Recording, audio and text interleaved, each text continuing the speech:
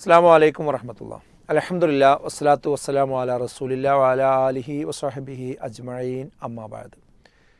പ്രിയപ്പെട്ട ശ്രോതാക്കളെ, സുഹൃത്തുക്കളെ, നമ്മുടെ നാട്ടിൽ എല്ലാ സമയത്തും ഉയർന്നു വരുന്ന ഒരു പ്രശ്നമാണ് സ്ത്രീ സുരക്ഷയുമായി ബന്ധപ്പെട്ട പ്രശ്നം. സ്ത്രീകൾ പീഡിപ്പിക്കപ്പെടുന്നു. അത് പ്രായമാകാത്ത പെൺകുട്ടികൾ വരെ പീഡനത്തിന് ഇരയാകുന്നു. പ്രായമാകാത്ത പെൺകുട്ടികൾ മുതൽ വീട്ടമ്മമാർ വരെ വീടകങ്ങളിൽ മാത്രമല്ല പൊതു ഇടങ്ങളിലും മറ്റു സ്ഥലങ്ങളിലുമൊക്കെ ഈ പ്രശ്നം അനുഭവിച്ചു കൊണ്ടിരിക്കുന്നു എന്നത് നമ്മെ എപ്പോഴും വേട്ടയാടിക്കൊണ്ടിരിക്കുന്ന ഒരു കാര്യമാണ്. പത്രങ്ങളിൽ ഇതുമായി ബന്ധപ്പെട്ട വാർത്തയില്ലാത്ത ദിവസങ്ങൾ വളരെ കുറവായിരിക്കും.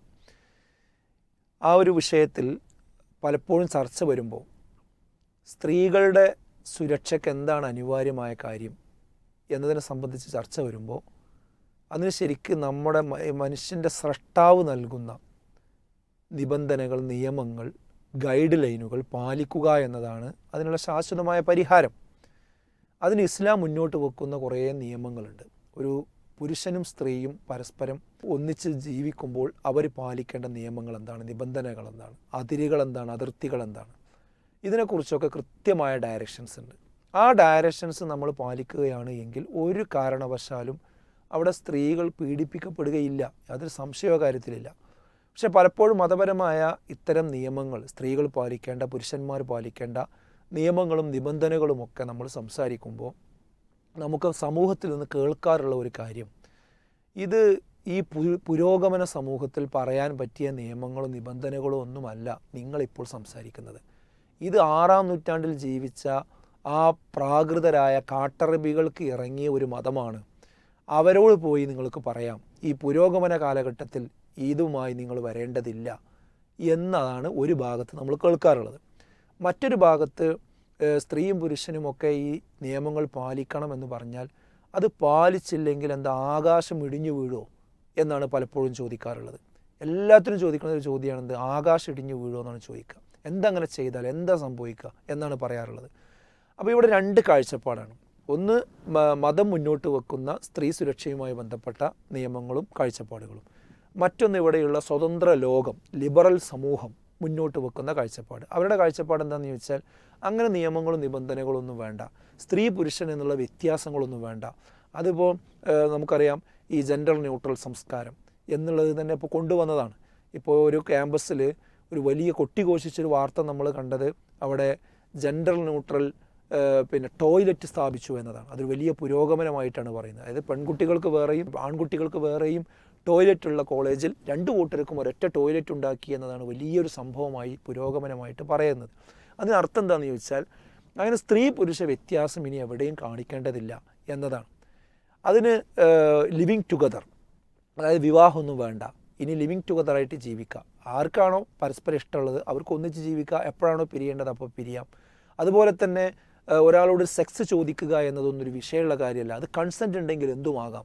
ഇങ്ങനെയൊക്കെ അങ്ങ് പറഞ്ഞ് സ്ത്രീയും പുരുഷനും അങ്ങനെ ഒരു പ്രത്യേക അതിരുകളോ നിയമങ്ങളോ നിബന്ധനകളോ ഒന്നും ആവശ്യമില്ല എന്ന് പറഞ്ഞ അങ്ങനെയുള്ളൊരു സ്ഥലം ഉണ്ടായാലാണ് സ്ത്രീകൾക്ക് സുരക്ഷ ഉണ്ടാവുക എന്നതാണ് ഇവർ സ്ഥാപിക്കാൻ ശ്രമിച്ചിരുന്നത്.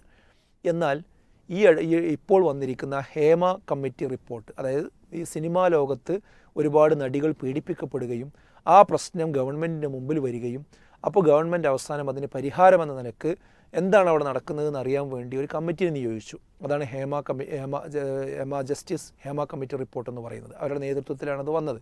ആ റിപ്പോർട്ട് ഇപ്പോൾ ഗവൺമെൻറ്റിന് സമർപ്പിച്ചിരിക്കുകയാണ്. അത് ഇപ്പോൾ സമർപ്പിച്ചതല്ല, 4 വർഷം മുമ്പ് സമർപ്പിച്ചിട്ടുണ്ട്. പക്ഷേ ഇപ്പോഴാണത് ഗവൺമെൻറ് പുറത്തുവിട്ടത്.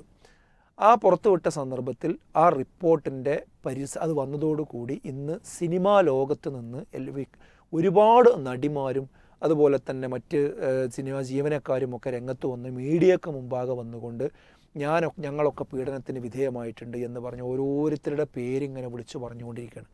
അവർ പറയുന്നത് കേട്ടാൽ നമുക്ക് അത് കേൾക്കാൻ കഴിയാത്ത രീതിയിൽ അവരനുഭവിച്ചതൊക്കെ തുറന്ന് സ്ക്രീനിൽ വന്നുകൊണ്ട് പറയുന്നൊരു സാഹചര്യമാണ്.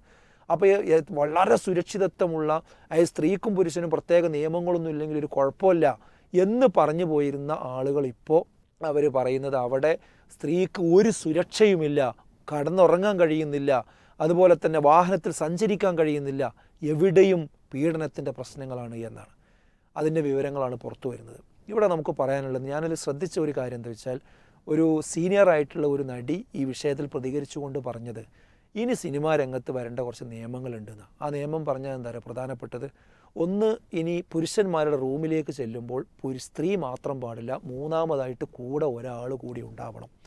അതേപോലെ തന്നെ നമ്മളെ കൂടെ നമ്മുടെ കുടുംബങ്ങളോ നമ്മുടെ അച്ഛനോ അമ്മയോ ബന്ധുമിത്രാദികളോ ആരെങ്കിലുമൊക്കെ നമ്മുടെ കൂടെ എപ്പോഴും ഉണ്ടായിരിക്കണം എന്നൊക്കെയാണ് ഇവർ പറയുന്നത്. മാത്രമല്ല ഇതൊക്കെ ഇനി നിയമമാക്കണം എന്ന് വരെ അവരിപ്പോൾ സംസാരിച്ചു കൊണ്ടിരിക്കുന്നത്. അതുപോലെ തന്നെ നമ്മുടെ വേഷത്തിൽ പ്രശ്നങ്ങളുണ്ട്, ആ വേഷം കുഴപ്പമാണ് എന്ന് പറയുന്ന അവസ്ഥയുണ്ട്. ഹേമ കമ്മിറ്റി റിപ്പോർട്ടിൽ തന്നെ സ്ത്രീകളും പുരുഷന്മാരും തമ്മിൽ ഒരു അനാരോഗ്യകരമായ ബന്ധമാണുള്ളത് എന്ന് പറയുന്നുണ്ട്. ഇവിടെയൊക്കെ നമ്മൾ മനസ്സിലാക്കേണ്ടത് ഇസ്ലാം നേരത്തെ ഈ കാര്യം പറഞ്ഞിട്ടുണ്ട്. അപ്പോൾ അത് പ്രാകൃതമാണെന്നാണ് പറഞ്ഞത്. ഇസ്ലാം പറഞ്ഞത് ഹൽവത്ത് പാടില്ല, ഒറ്റപ്പെടൽ പാടില്ല, അതേപോലെ തന്നെ ഇഖ്തിലാത്ത് പാടില്ല. ഇഖ്തിലാത്ത് എന്ന് പറഞ്ഞാൽ കൂടിക്കലരാൻ പാടില്ല. അതുപോലെ ദൂരെ യാത്രകൾ ചെയ്യുകയാണെങ്കിൽ അതിൻ്റെ കൂടെ ഒരു മഹറം ഉണ്ടായിരിക്കണം, ഒരു സ്ത്രീയുടെ കൂടെ മഹറം ഉണ്ടായിരിക്കണം, അവരുടെ വേഷം നന്നായിരിക്കണം എന്നൊക്കെ പറഞ്ഞിട്ടുണ്ട്. ഇത് ഇസ്ലാം പറഞ്ഞു, പ്രവാചകൻ സല്ലല്ലാഹു അലൈഹി വസല്ലം പറഞ്ഞു എന്ന് പറഞ്ഞാൽ അത് അപരിഷ്കൃതം, അത് 6-ാം നൂറ്റാണ്ടിലെ ആശയം, അതൊരിക്കലും കൊള്ളാത്ത സാധനം. എന്നാൽ അവർ ഒരുപാട് പീഡനങ്ങളും പ്രയാസങ്ങളും അനുഭവിച്ച് ജീവിതത്തിൽ നിന്ന് പഠിച്ചിട്ട് ഒരു പുരുഷൻ്റെ റൂമിലേക്ക് ഒറ്റയ്ക്ക് ചെന്നാൽ അവിടെ റസൂലുള്ളാഹി സ്വല്ലല്ലാഹു അലൈഹി വസല്ലം പറഞ്ഞല്ലോ, ലാ യഖ്ലുവന്ന റജുലും ബി ഇംറഅത്തിൻ ഇല്ലാ കാന സാലിസുഹുമാ ശൈത്താൻ. ഒരു ആണും ഒരു അന്യ പുരുഷനും അന്യ സ്ത്രീയും ഒരു സ്ഥലത്ത് ഒറ്റപ്പെട്ട് കഴിഞ്ഞാൽ മൂന്നാമനായി അവിടെ പിശാച്ച് ഉണ്ടാകാതിരിക്കുകയില്ല എന്നുള്ളതാണ്. അഥവാ അവിടെ പിന്നെ തെറ്റായ കാര്യങ്ങൾ, അനിഷ്ടകരമായ കാര്യങ്ങൾ നടക്കും എന്ന് റസൂലുള്ളാഹി സ്വല്ലല്ലാഹു അലൈഹി വസല്ലം പറഞ്ഞതാണ്. അത് അനുഭവിച്ച ആളുകൾ ഇപ്പോൾ പറയണത് ഇനി ചെല്ലുമ്പോൾ എന്ത് വേണം, മൂന്നാമതൊരാളും കൂടിയും വേണം. അപ്പോൾ അവരെ അനുഭവത്തിൽ നിന്ന് ആ കാര്യം പറയുമ്പോൾ അതിനി പുരോഗമനമാകും, അത് റിപ്പോർട്ടിൽ വരും, അത് സൊല്യൂഷനായിട്ട് വരും. കുഴപ്പമില്ല, അത് വരണം. ഞാൻ പറയുന്നത് എന്നാലെങ്കിലും നിങ്ങൾ ഇസ്ലാമിനെ കുറ്റം പറയുന്നത് ഇനിയെങ്കിലും അവസാനിപ്പിക്കണം എന്നാണ് ഈ ഫീൽഡിലുള്ള ലിബറൽ സമൂഹത്തോടൊക്കെ നമുക്ക് പറയാനുള്ളത്. സിനിമ ഫീൽഡിലുള്ളവർ മാത്രമല്ല, ഈ ലിബറൽ സംസ്കാരത്തെ പ്രൊമോട്ട് ചെയ്യുന്ന ആളുകളോടൊക്കെ സൂചിപ്പിക്കാനുള്ള സുപ്രധാനമായ ഒരു കാര്യം അതാണ്. അതേപോലെ തന്നെ കൊഞ്ചിക്കൊഴഞ്ഞ് സ്ത്രീകൾ സംസാരിക്കുക, അങ്ങനെ സംസാരിച്ച് സ്ത്രീകൾ ഒരു കൊഞ്ചിക്കൊഴഞ്ഞ് സംസാരിക്കുന്നത് ചില രോഗമുള്ള പുരുഷന്മാരുടെ ഹൃദയത്തിൽ പ്രശ്നങ്ങൾ ഉണ്ടാക്കും എന്ന് തന്നെയാണ് നമുക്ക് കാണാൻ കഴിയുന്നത്. വിശുദ്ധ ഖുർആനിൽ കൃത്യമായിട്ട് പറഞ്ഞതാണ്, അത് തെറ്റായ വഴികളിലേക്ക് നയിക്കുമെന്ന് പറഞ്ഞതാണ്. അതുപോലെ തന്നെ ശരിയായ വേഷം ധരിക്കുന്നതിന് ലക്ഷ്യമായി പറഞ്ഞത് എന്താ, ദാലിക അദ്ന അൻ യുറഫ്ന ഫലാ യുദൈൻ. അവർ തിരിച്ചറിയപ്പെടാനും അതേപോലെ തന്നെ അവർ ഉപദ്രവിക്കപ്പെടാതിരിക്കാനും അവർ മാന്യമായ വസ്ത്രം ധരിക്കണമെന്നതാണ്. ഒരു മാന്യമായ വസ്ത്രം ധരിച്ച ഒരാളെ ശരിക്ക് തിരിച്ചറിയും, അവരെ ഒരു കൊള്ളാത്ത കാര്യത്തിന് കിട്ടുകയില്ല എന്ന് ആദ്യത്തെ കാഴ്ചയിൽ തന്നെ മനസ്സിലാക്കും. എന്നാൽ വളരെ വൾഗറായൊരു വേഷം ധരിച്ച ഒരാളെ സംബന്ധിച്ചിടത്തോളം അവളെ ഏതെങ്കിലും നിലക്ക് വളക്കാൻ സാധിക്കുമോ എന്നായിരിക്കും പലരും ചിന്തിച്ചു കൊണ്ടുപോവുക. അതാണ് വേഷത്തിന് പങ്കുണ്ട് എന്ന് പറയാനുള്ള കാരണം. അതുപോലെ തന്നെ ആക്രമിക്കപ്പെടാതിരിക്കാനും അതിനാണ് വേഷം മാന്യമായിരിക്കണമെന്ന് ഇവിടെ സൂചിപ്പിച്ചത്. അപ്പോൾ ഞാൻ പറയുന്നത് ഇങ്ങനെയുള്ള കുറേ നിയമങ്ങൾ, ആ നിയമങ്ങൾ കൃത്യമായി പാലിക്കുക എന്നത് വളരെ നിർബന്ധമാണ്. എങ്കിൽ മാത്രമേ ഈ രംഗത്ത് പ്രശ്നങ്ങൾ അവസാനിക്കുകയുള്ളൂ. അതുപോലെ തന്നെ ഈ സിനിമ സമൂഹത്തിന് കൊടുക്കുന്നത് എന്താ, നമ്മൾ സാധാരണ ജീവിതശൈലി രോഗങ്ങൾ എന്ന് പറയുന്നത് പോലെ ഇവർ കുറേ കാലങ്ങളായിട്ട് അവരുടെ ഫീൽഡ് അനുഭവിച്ച കാര്യങ്ങളാണ് അവർ സമൂഹത്തിന് കൊടുത്തുകൊണ്ടിരിക്കുന്നത്, സിനിമയിലൂടെ കൊടുത്തുകൊണ്ടിരിക്കുന്ന കാര്യങ്ങളാണ് ഇന്ന് അവർ തന്നെ അനുഭവിച്ചു കൊണ്ടിരിക്കുന്നത്. അപ്പോൾ അത് സമൂഹത്തിന് ഇനി കൊടുക്കൽ നിർത്തണം. അതാണ്, അവിടേക്കാണ് ചർച്ചകൾ പോകേണ്ടത്. ഈ സിനിമ കണ്ടുകൊണ്ട് എത്ര റേപ്പ് ഇവിടെ നടക്കുന്നുണ്ട്, എത്ര ബലാത്സംഗങ്ങൾ നടക്കുന്നുണ്ട്, എത്ര പ്രശ്നങ്ങൾ നടക്കുന്നുണ്ട്, അതുപോലെ തന്നെ കൊലപാതകങ്ങൾ നടന്നിട്ടുണ്ട്. ആ സിനിമയിൽ കണ്ടതുപോലെ കൊലപാതകം നടത്തിയ എത്ര സംഭവങ്ങൾ നമ്മുടെ നാടുകളിൽ ഉണ്ടായിട്ടുണ്ട്. കുട്ടികൾ ഒളിച്ചോടി പോകുന്നുണ്ട്. ആ ഒളിച്ചോടി പോകുന്നതൊക്കെ ഈ സിനിമയിൽ കണ്ട രൂപത്തിൽ തന്നെയാണ്. അപ്പോൾ സിനിമയിൽ എന്തുമാകാം, അത് ഞങ്ങളുടെ ജീവിതത്തിൽ വരുമ്പോൾ പ്രശ്നം എന്നതല്ല. അത് കണ്ടുകൊണ്ട് ഒരുപാട് കുടുംബങ്ങൾ ഇവിടെ ശൈഥില്യത്തിലേക്ക് പോകുന്നുണ്ട്. ഒരുപാട് യുവതി യുവാക്കൾ അവരുടെ ജീവിതം വഴിയാധാരമായി കൊണ്ടിരിക്കുന്നുണ്ട്. ആ അവസ്ഥ ഈ സിനിമകൾ കൊണ്ടുണ്ടാകുന്നുണ്ട്.